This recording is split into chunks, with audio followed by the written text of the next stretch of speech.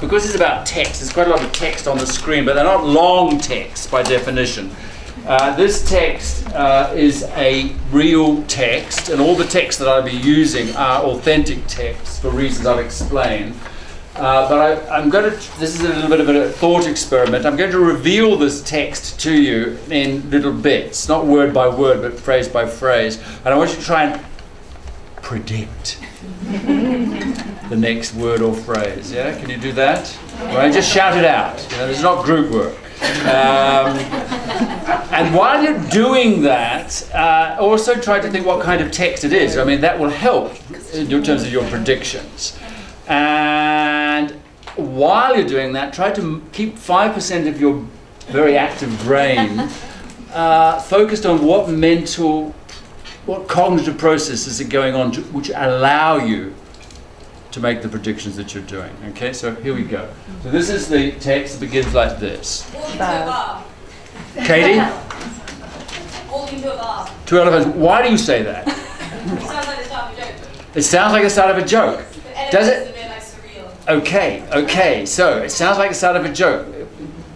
Are you with? Would you agree? Yeah. Does it sound like it could also be a scientific article in an encyclopedia? Yeah. No. There are two kinds of elephants. There's the African elephant, the Indian elephant. Two elephants there are. The African, no, it doesn't. It could be a children's story. No, it could be a children's story because... Well, it's an opening gambit of a children's story.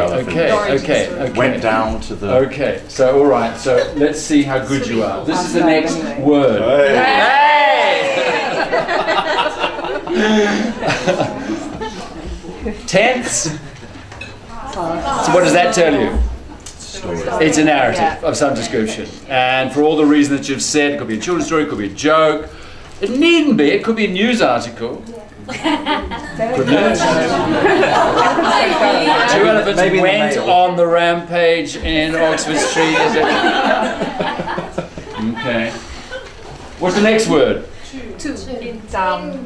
Preposition. Has to be a preposition. Why? Because went, go is an intransitive verb. It has to be typically followed by some kind of prepositional phrase. Let's have a look. On the rampage. On the rampage. She said, I've planted a seed now that I can't. No, it's not on the rampage. On holiday. Wouldn't this be a great game show on television with two groups? I never thought of that before. I should have given you, Madrid bus on holiday. Good. Doesn't work in the States when I've done this talk, of course, because you have to say on. Okay, but then it works.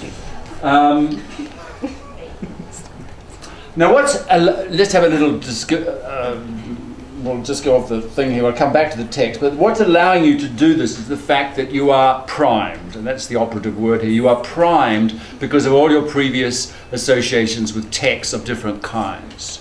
The very fact that a text begins with the number 2 suggests a different kind of text than other kinds of text which might begin with something else, etc. So, and the elephants, of course, primes you to all sorts of cultural associations with kids, with jokes, etc.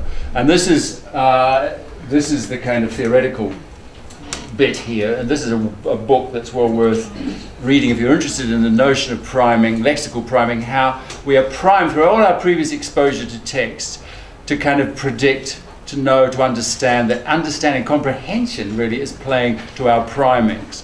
And not just the text type, but the actual grammar, the vocabulary, etc. One word sets up expectations, the next, and so on. It's amazing how easy this activity is to do with people who already know the language. Does it work with students? No. Why not? They don't know the language. They're not primed. They're primed in their own language, and some of those primings will transfer. And I think that's sort of a point with references to Lizzie's thing, that some of those positive transfer. So they will have stories about animals in their own language, which are told in the past. So it's not a million miles from a Croatian's idea of a kid's story or of a joke, etc. But a lot of the grammatical, lexical, collocational primings they won't have. And so it would be unfair probably to do this activity on a group of low-level learners. It would be interesting, maybe slightly higher up the scale, to see how well they do. But I mean, don't expect great results. And it might be rather frustrating. I'm just doing this to demonstrate what the challenge is for learners confronting text in another language. But let's move on. Let's go back to the text. And sat down.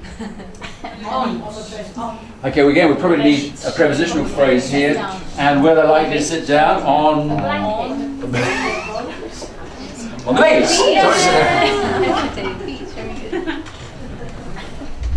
Hot. Sunny.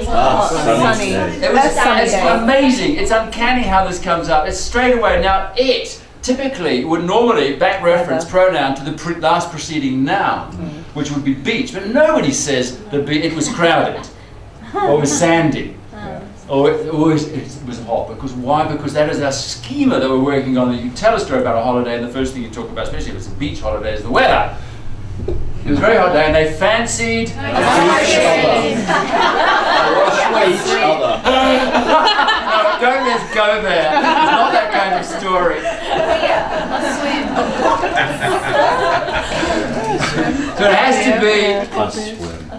has to be a noun, or could be an ing, having a swim at the sea. But you're more on the right track. Okay, unfortunately, now here we have a discourse marker signaling. Okay, where are we at, by the way? I mean, is it kid story or is it joke? Or is it both? Both. It's both. It could be. We haven't kind of nailed the genre exactly. But unfortunately tells us that it has all the ingredients of a narrative because it has some kind of complication. We tell stories that have complications. We don't tell stories that don't have complications, so they're not interesting. This morning I got on a plane from Barcelona to London to Gatwick. I flew, the plane took off on time, got to Gatwick, I got the Gatwick Express into London, found my hotel, checked in, no problem. Good story? No. Terrible story, not a story. No complication. Kids tell stories like that all the time. They realise that nobody's listening anymore. So they have to have an unfortunately. Unfortunately, what? They forgot their Okay, so I've marked the end with an exclamation mark of the narrative. So what is they had You're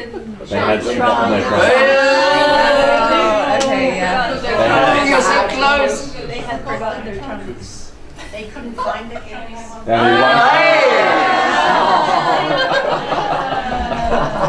You get it? Trunks, those of you who are not native speakers, trunks. Homophone? Was that? No. Homonym. Okay, so it's a great story. It's an authentic text. It comes from a book of kids' jokes. I love using this kind of text in the classroom because language is sort of simplified, although of course most of your learners won't get the joke because it does play on words that are not high frequency. It's short, and I'll come back to that point in a minute, and it's clean because it's a kid's joke, so you have no problems there. But let's look at it now from a linguistic point of view. And I'm jumping the stages where you might first of all check students' understanding of the text. And obviously, clearly, it's critical that they understand that trunks is a, what did I say? Homonym in English. And a lot of jokes, especially kids' jokes, rely on homonyms, like the duck that went into the pharmacist to get some lip salve, and the pharmacist said, are you paying by cash or credit card? And the duck said, no, just put it on my bill.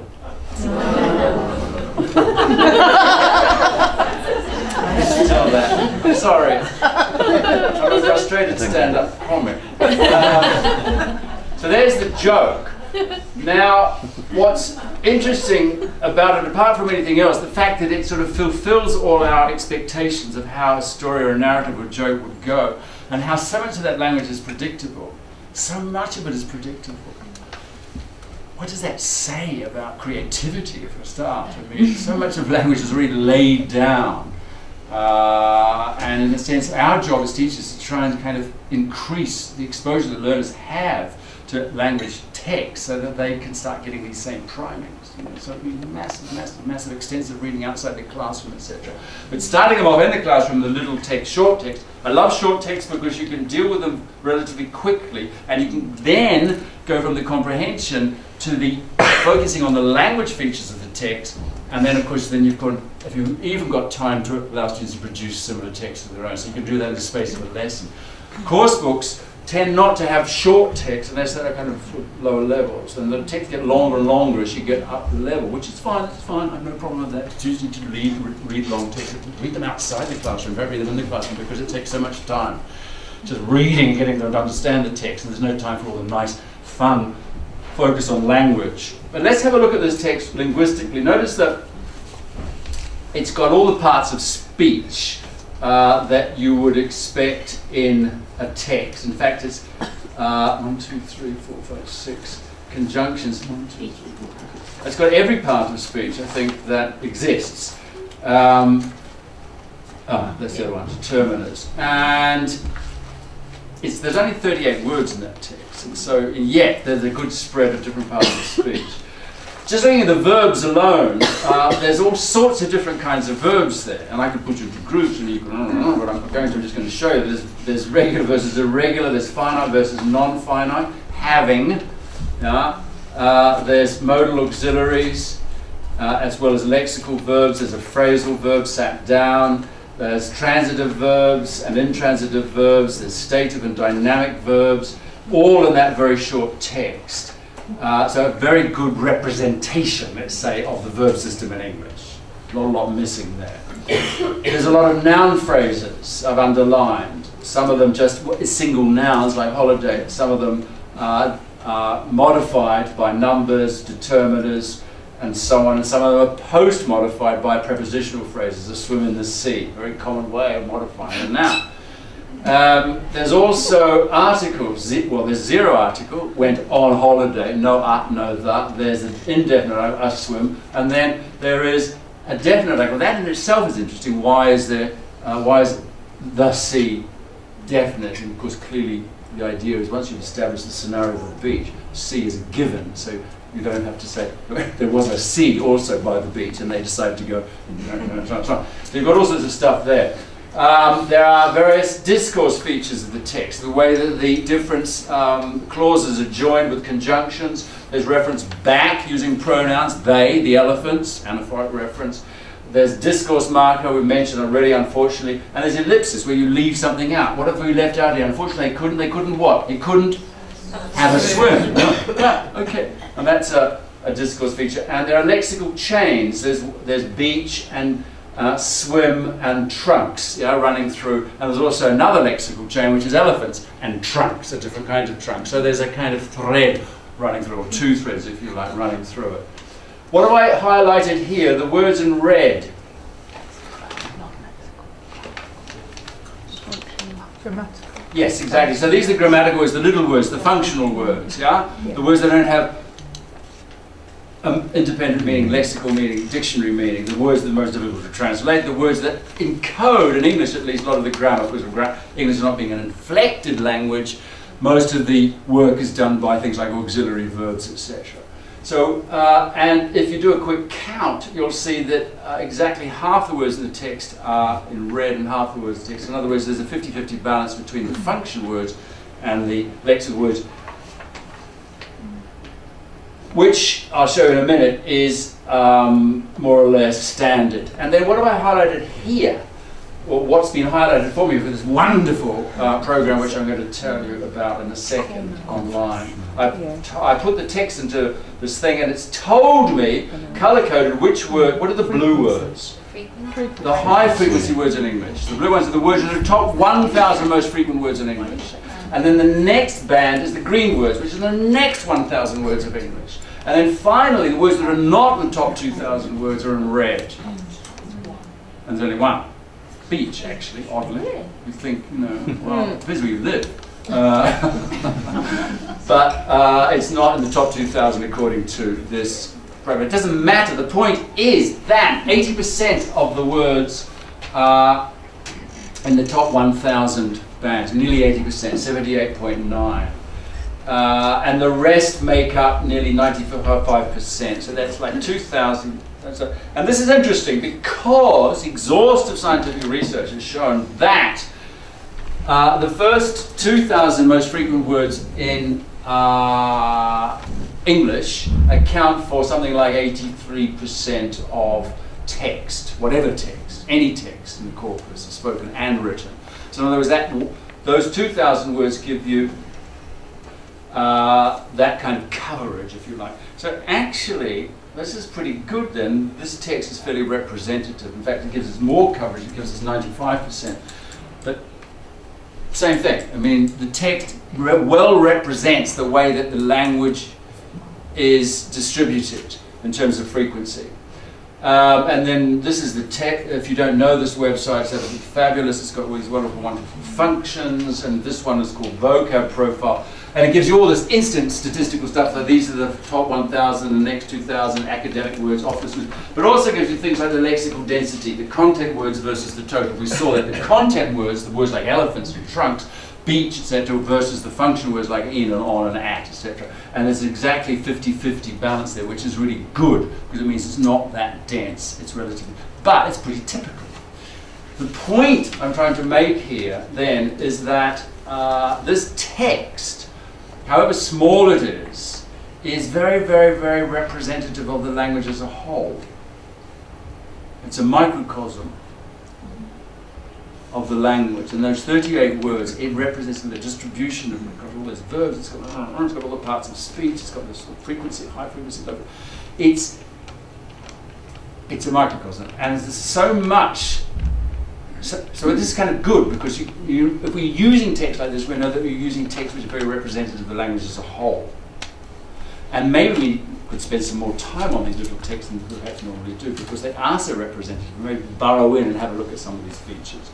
And one of the ways we can do this, we can do all sorts of things. We can do a classic gap fill. So what I've taken out there are all the function words. Students put them in again.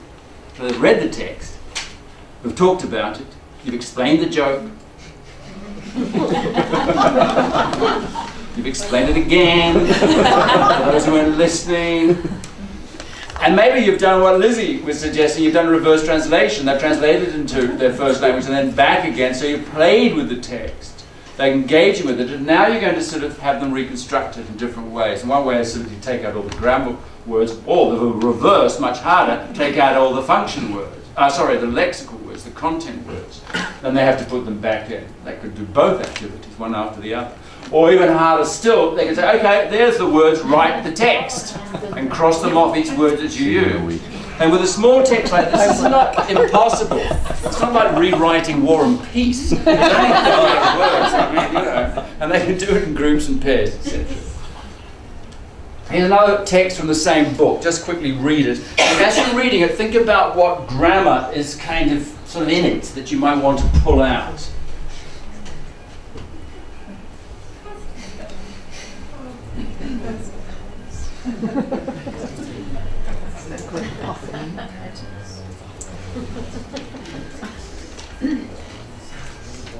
Okay, so I mean, again, not a great joke, but I mean, it's short.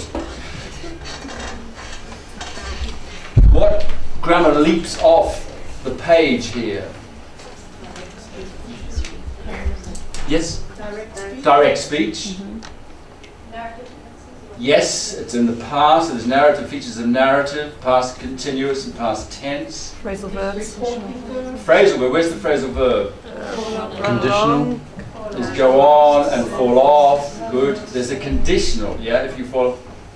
So again, there's a kind of good range of traditional coursebook grammar here. What I'm going to suggest is also a lot of other stuff that kind of we don't see because so easily, because we're so, dare I say, we ourselves are primed by English language textbooks and syllabuses to see only the things, the big grammar, the kind of conditionals and phrases. I'm not saying there's anything wrong with that, but we tend to see tenses and we don't see, there's a lot of other stuff in here that sort of hovers between grammar on the one hand, one extreme, and sort of vocabulary on the other, but it's that grey area in between of collocation, certain structures that are repetitive in the sense that they occur frequently in the language, but we don't necessarily teach them because we don't know what they're called.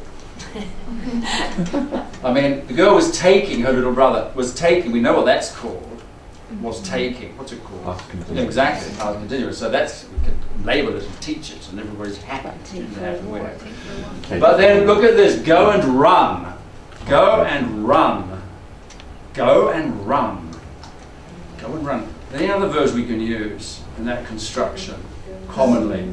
Go and see, go and ask, go and get. Fantastic. Yeah, so there's a lot that go with go, and there's some that go with other verbs. But it's a very, very common, it's not really a collocation, it's not really a, what can we call these things? Well, there's a whole new grammar that's been designed to label these things. It's called construction grammar. In fact, I was just in Foyles like an hour ago looking at a huge, great book on construction grammar, thinking, I know enough about it to get away with it. Go and run is a construction. Construction is a wonderful term you can use for anything which has a kind of a form and a meaning, and they map onto each other. So if you look at this text, you see lots of other kind of constructions in here, and I'm just going to show you a few of them. Take a for up. Take a dog for a walk. Take the boss for a meal. Take, it's very, very common, and for a walk is one of the one of the most common. We're missing. Oh, a walk in the. Yeah, a walk in the. A walk in the what? A walk in the woods. A walk in the park. A walk in the wild. A walk in the country, etc. That's quite a common continuation of.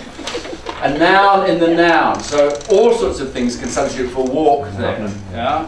But it's kind of elusive, but it's part of the glue that holds English together, is these kinds of expressions. We already mentioned verb and verb, particularly with go, but it can be other verbs. The preposition the top of, along the top of, and not only that, preposition the, noun of the. Now I'm thinking of in the middle of the room, at the end of the street, at the end of the day. There's billions of these things, and they're incredibly common. At the end of the day is really common because it's become a kind of expression. But our language is peppered with this construction, particularly when you're giving directions. It's in the middle of the street, it's the end of the road, it's on the corner of the block or whatever. He asked her, personal pronoun verb, that's pretty common. The reversal, the inversion of the verb and the subject, insisted the boy. Did you notice that? Did you notice that? Nobody noticed that. Yeah? A narrative technique. Said the Duchess, insisted the boy. Broke your legs. And come running, come or verb plus ing, but come particularly with ing. And not only that, the expression, don't come running to me, which if you Google it, come appears a lot. It's a kind of fixed phrase. But what I'm saying here is that this little text, another little text, is actually packed with patterns. Now, how you deal with those, of course, is a challenge. I mean, you would never ask the students to say, find all the patterns in the text. That is hopeless. It's like saying somebody to find all the, take them out on a starry night and say, find all the constellations.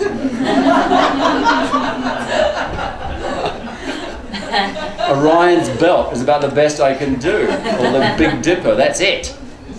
So don't ever say to your students, find all the collocations in this text. Don't ever say to your students, find all the constructions in this text. They won't be able to do it. They'll get very frustrated. You've got to find them for them, help them to find them, and show which ones are generative and productive. And so you might just pull something out like along the top of the wall, for example, and think of other ways. Put that up and get them to think, put it into a substitution table and say, what other nouns could you put as well as wall? What other prepositions could you put as well as along? Okay, here's another text. And I've spent, forgive me those of you who've seen a talk of mine in the last 20 years, but I don't know how it got so used to its tea bag. There's the text.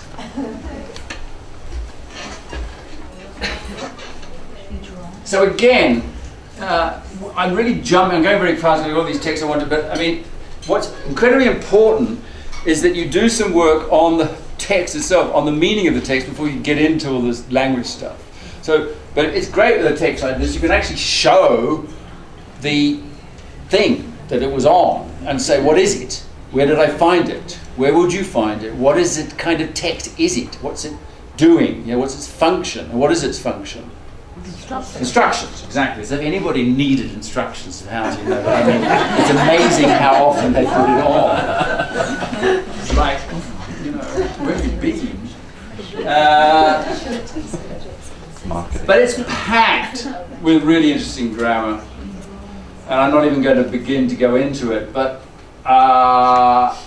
there's 3 different ing words in there for a start, so that sort of makes you think, maybe we could look at that. So first things you could do with it, having then first of all established what kind of text is and its function, is to say, okay, well, why does it say the perfect cup, why not a perfect cup? And is it right? Is it acceptable, etc.? What's the difference between a tea bag and a bag of tea, for example? So this is just a worksheet to get them to think about the choices that the writers made in the text.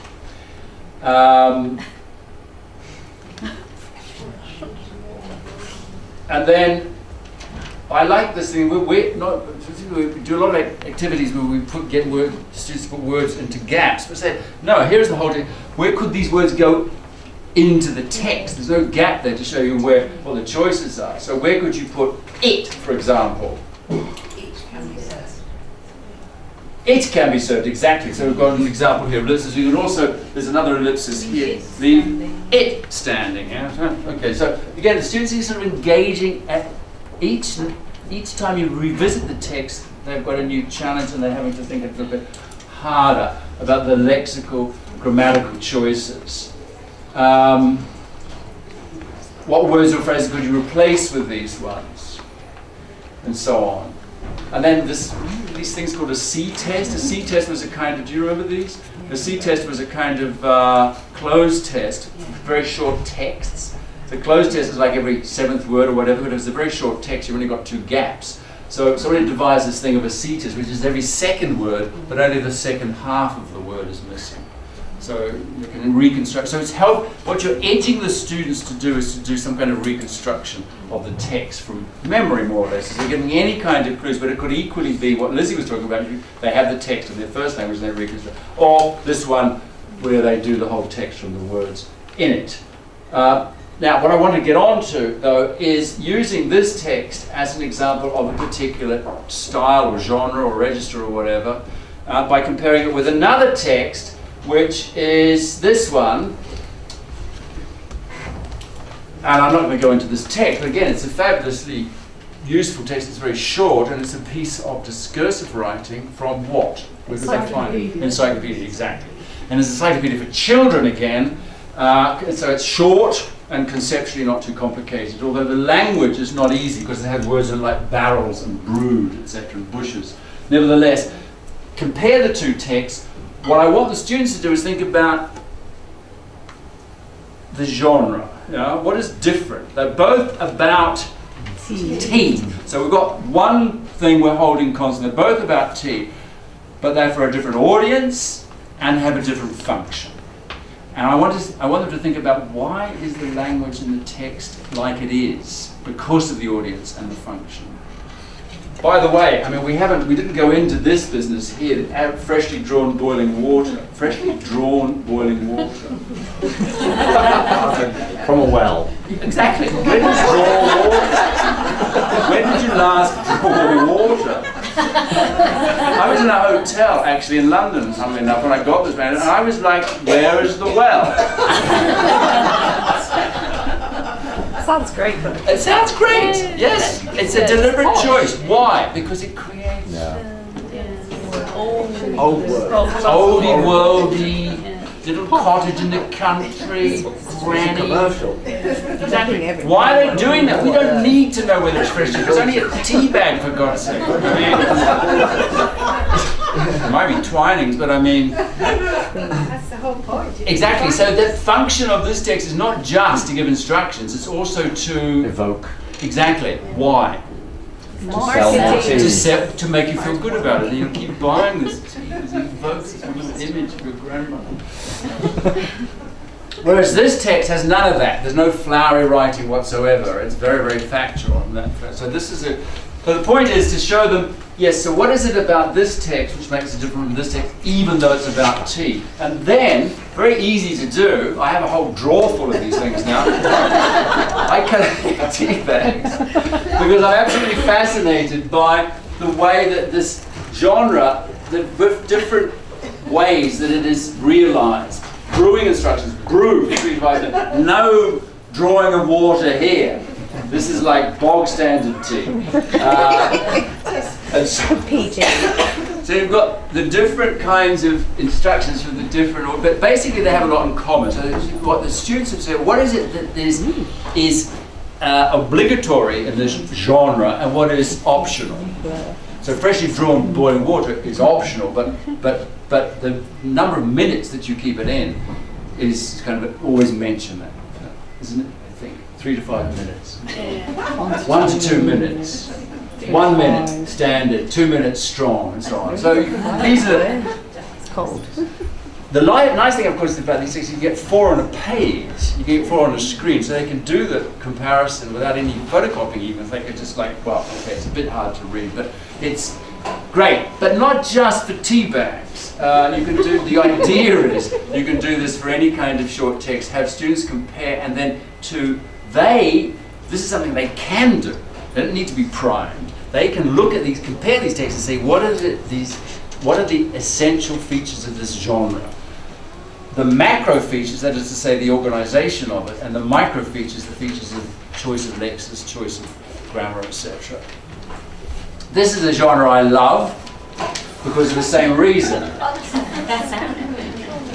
And you recognize the genre.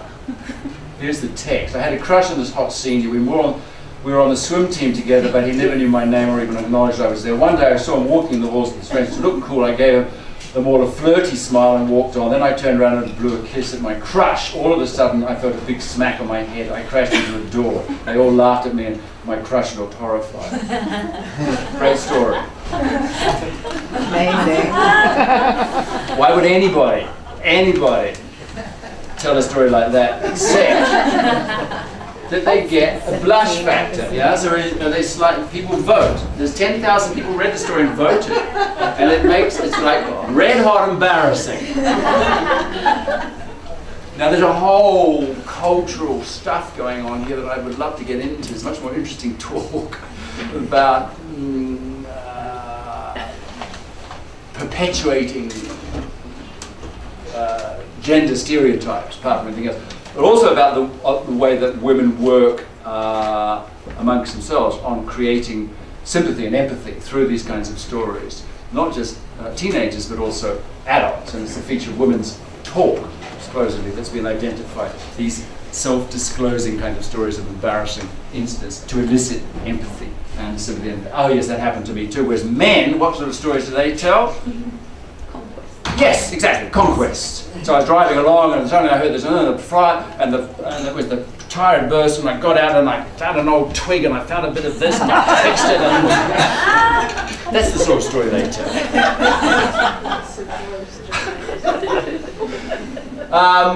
What's interesting then, to get the students, you can get masses of these online. This comes from a website called 17. There's billions of these things, and I made a corpus of them, 140 of them, just out of interest to see what features they had in common. And they have a lot of lexical features in common, like this guy, whoops, or this hot senior. So this is American. It's not a senior citizen. We're talking about senior citizen's going to be hot.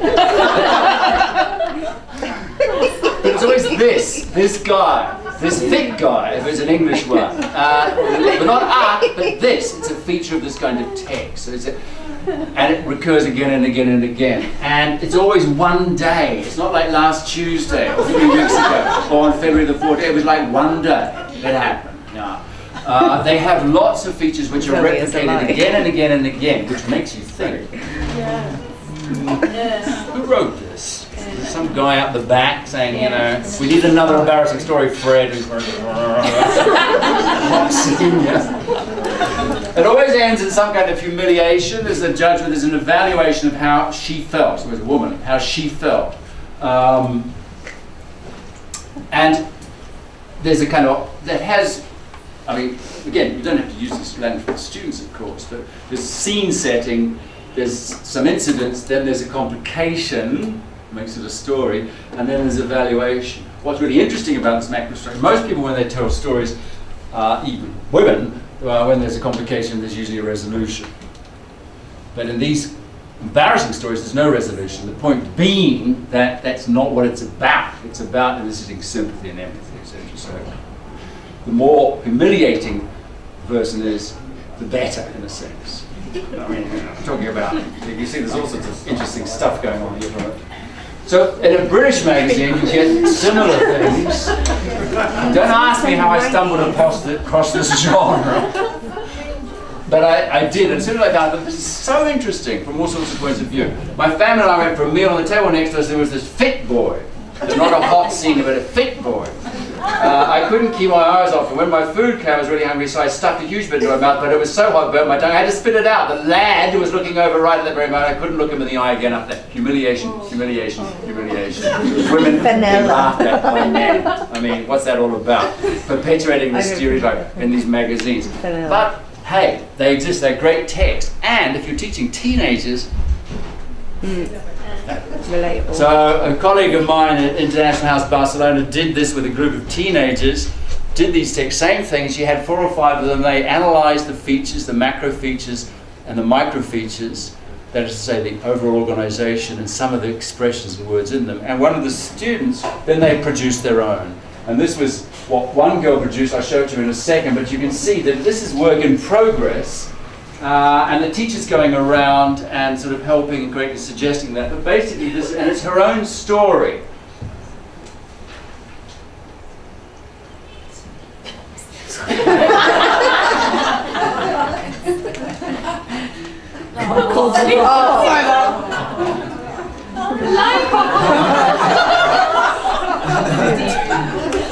Quasi was the Word of the day. Teacher's suggestion, which was going around. It wasn't, so to make it sound more informal. Trunks, trunks. There's a theme here.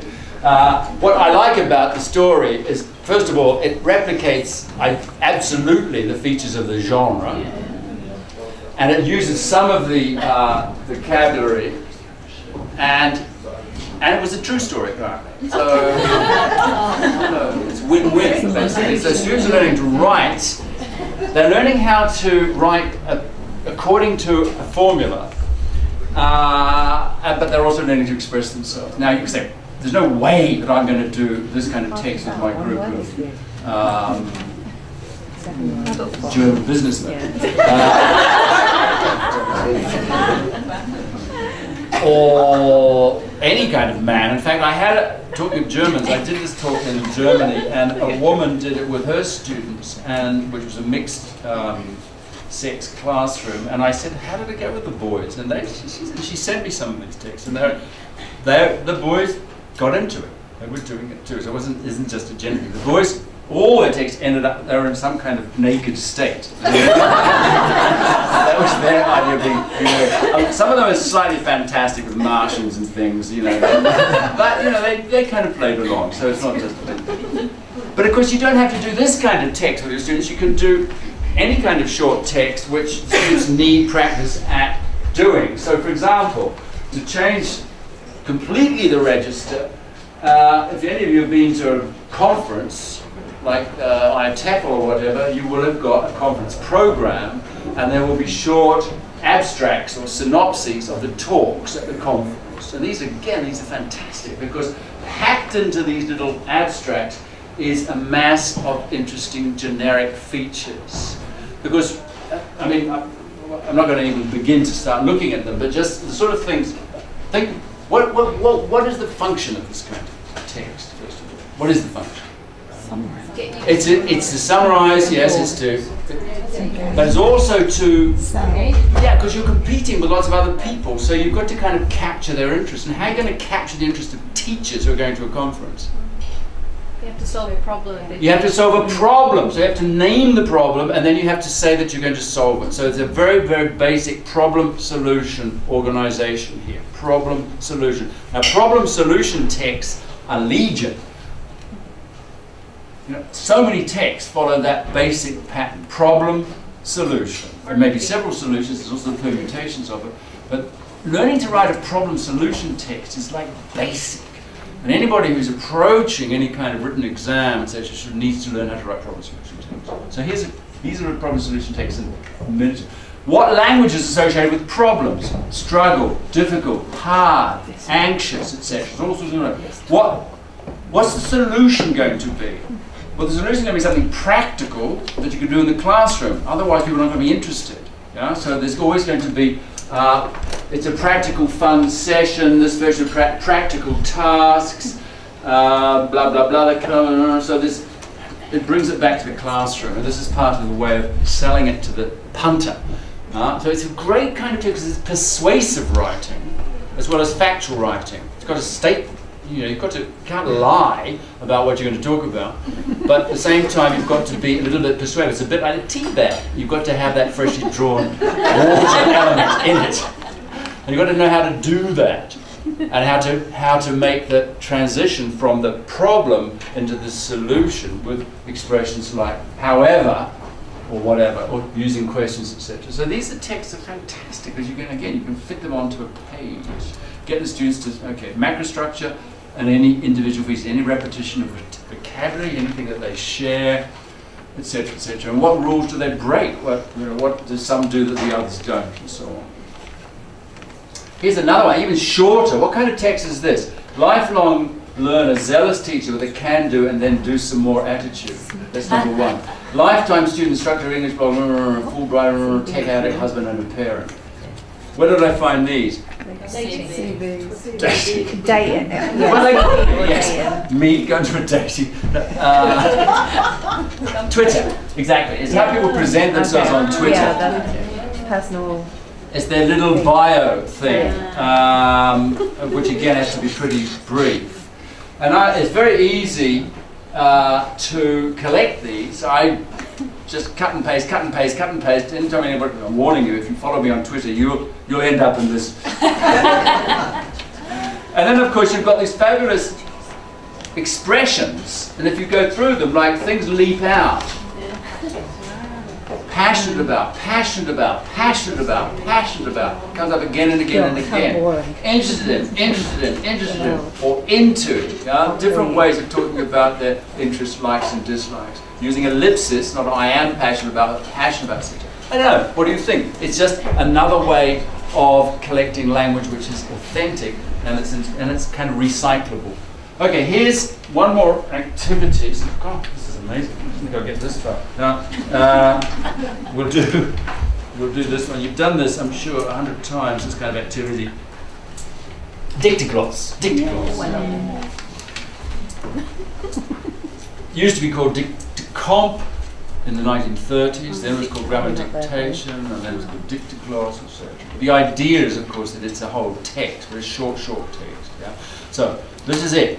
I'm going to read it to you. You must not write what I'm reading. You must listen and process. No writing, no cheating. It's very short. It's not a test. You ready? Just listen. As soon as I give you the signal, then you can write what you can remember individually, and you can do comparison. Okay, no writing, listening. Have you forgotten the way to my hut? Every evening I wait for the sound of your footsteps, but you do not appear. Have you forgotten the way from my heart? Every evening I wait for your footsteps. Have you forgotten the way to my heart? Heart. Obviously it's heart. Why would it be hut? Why would it be hut? Every evening I wait for your footsteps. Have a check if you haven't already with your neighbour. See if you can run. Okay. Don't share. Move you on. But just let's hear somebody feel confident enough to give me a rendering? Yes. Listen. See if you- Have you forgotten the way to my hut? Every evening I wait for the sound of your footsteps, and yet you do not appear. Might be hard. Pretty good, no? Yes. And of course, it's easier for you guys, not so easy for the students. But nevertheless, I'll show you in a minute that often miraculously they get very, very near the target. So now there's all sorts of ways of doing this. I like to not give them a second reading. If I'm kind of like happy that they've got more or less the gist of it. If they keep working in pairs or bigger groups, they often sort things out. And in fact, the discussion they have is often more valuable than the final product, because even if it's in their L1, it doesn't matter. They're talking about language, and they're often talking about things like, well, this has to be the past, or this has to be the plural, this has to agree with this. So they're doing stuff with language. This is great. Also, it's a great way of just getting a text out to the class without any photocopying, any PowerPoint, anything. And at some point, get a student up as the class kind of secretary to write the class, the consensus version of the text on the board. And usually they don't need to hear it more times. Just resist the temptation to give it to them again. But it's very important. Now, what's going on here cognitively? Of course, what they're doing is, it's not like an ordinary dictation of a sentence or a couple of words, whatever, because it's longer than what you can possibly retain in your short-term memory. So what you have to do is retain. You retain some chunks, but also you process the thing in terms of some kind of image or schema. You see the image that's being evoked, and then you can return to that image and then put it back into language. So it's this kind of thing of, a bit like what Lizzie was talking about, where it's not a direct correlation. You're not remembering the words, you're remembering the meanings of the words, and then you've got to recode them back into it. And it's a very demanding skill. And it's very, very, so you don't, the text should not be too long. Yes, ask. Every single found out that a friend of mine. Hang on, there's a question going on. Why would it be hut though? Why wouldn't it? Because it's hard. Yes, hut and heart is interesting. I'm not sure if it's my residual New Zealand accent or it's your schema overriding what you're hearing. It's, which I think is maybe a bit of both. But I mean, so the question up front, and then we'll just talk about quickly how I'd use this. Oh yes. yeah, so just that it recently come to my attention, a friend of mine doesn't process things in images. Oh. And it seems that it's something like 2% of the population. So it's pretty small, but I just wondered if you'd ever come up against that problem. Well, I mean, then she would probably process it in some other way, but I mean, it would not still be verbal memory of every word. There'd be some kind of schema activation, and what's going on, I don't know. It's very difficult to imagine how you would. But of course, people who are blind, might not process things in images either, or not the sort of images that we would. I mean, that's a whole other cognitive, very interesting issue. But yes, but people understand text, and the point is, they can't do that by simply remembering every word in the text. So this is a linguistic cognitive challenge, and it's very interesting. Now, of course, then we can look at the text as text, and I can say, this is what kind of text is it? What kind of text is it? What is it? It's not a tea bag. It's a poem. What kind of poem? It's a very short poem, possibly of a Japanese origin. Yeah, so it's like a haiku. In fact, it is Japanese. It's not exactly a haiku, but it is a translation of a Japanese 17th century text. I just happened to stumble across when I wasn't reading tea bags. I found this.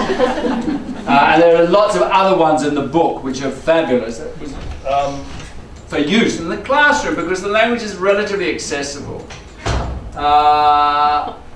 And each one evokes a single emotion. So if you go back to this one, what is the emotion that it evokes, or that the writer is trying to evoke? Longing. Longing! I love that word. Longing!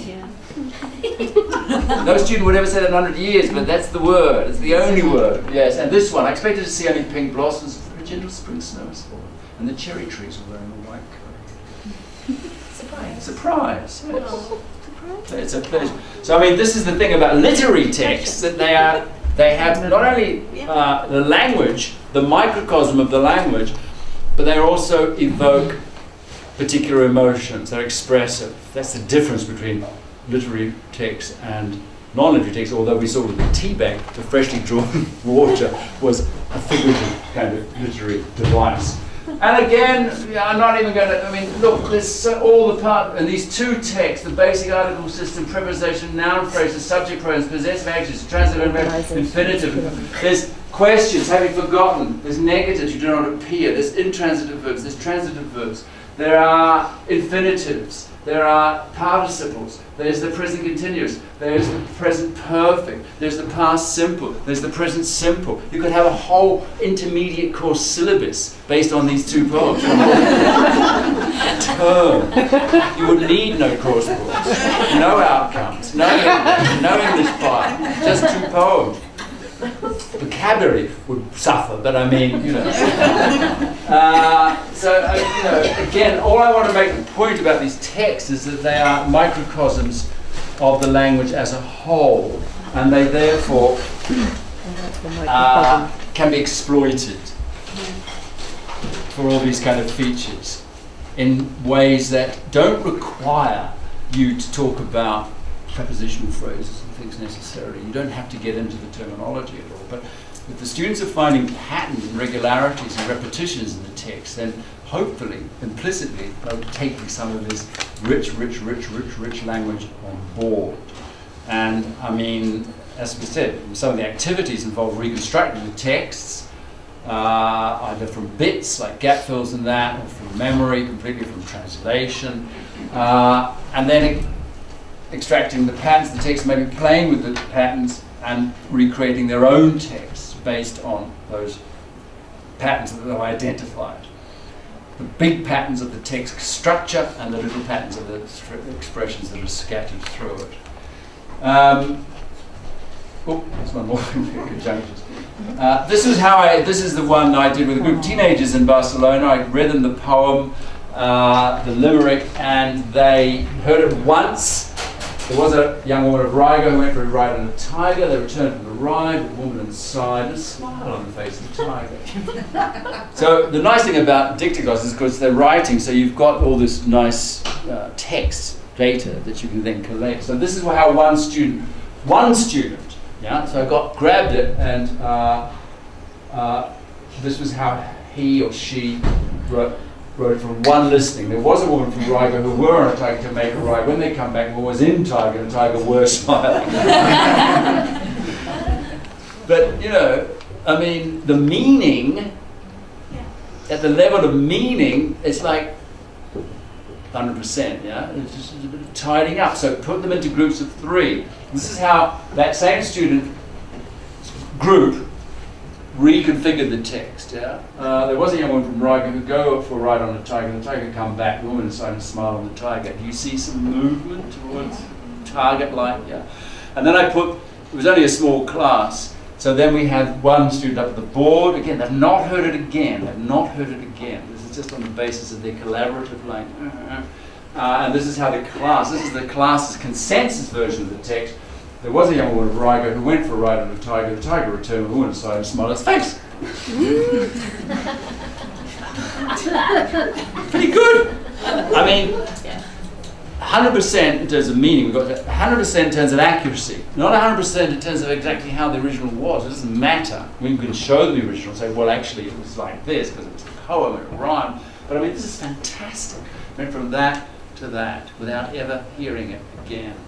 So it's again, matter of pitching, choosing something that you think is within their, or no, just a little bit beyond their individual competence, but within their kind of collective competence. And it's amazing, it's magical how these texts emerge like sort of photo, when you're exposing film. Okay, I think, I'm pretty sure then that that's it. Let's just see. Yes, so this is a 19th century language teacher who had this idea of using texts for the similar reasons. And the principle he worked on is in all. That is, what I'm interpreting is that a text is a kind of microcosm of the language. And if you use text, then you're maybe that's all you need. And then short text because of all the reasons I've said. So it's exactly almost 9 o'clock. So thank you very much for your attention. And like us on Facebook.